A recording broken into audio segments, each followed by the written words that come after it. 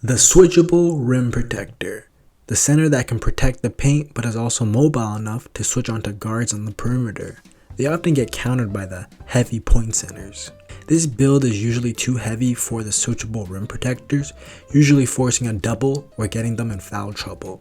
These guys can pass, score, and dribble.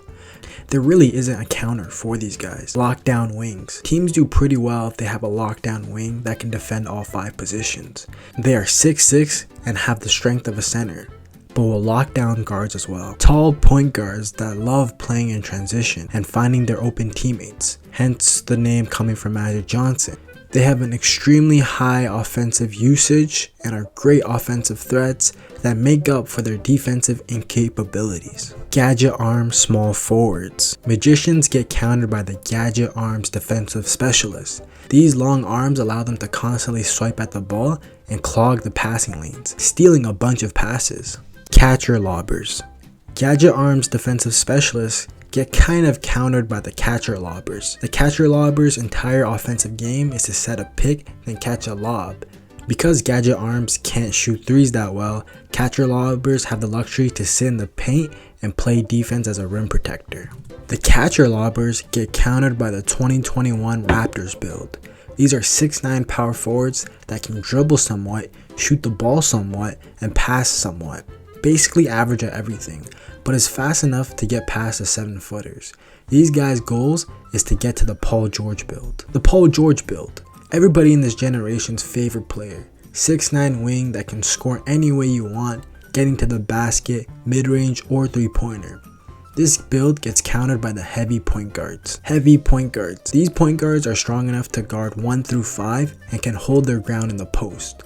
Wings will get the ball stolen and bigs can't move them in the post like other guards. However, heavy point guards can't keep up with the herky-jerky point guards. Herky-jerky point guards.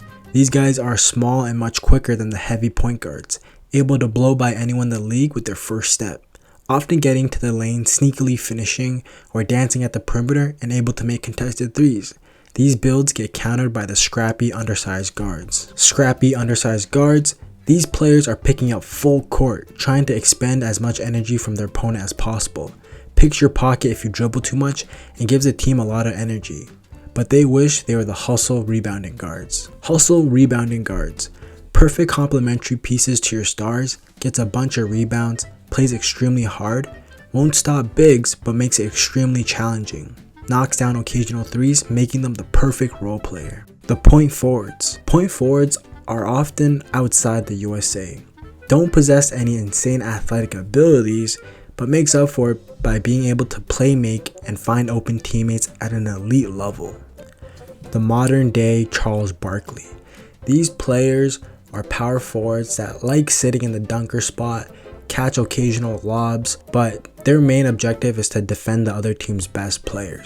They also like playing in transition a lot, often slashing to the basket if there's an open lane. The Bruce Brown build. Also the cousin of the hustle rebounding guard, just a little bit worse. I don't really know the difference, but if you guys can help me figure it out, let me know in the comments what you guys think the difference is between these builds and the hustle rebounding builds. The slow power forward. This is the last build for today.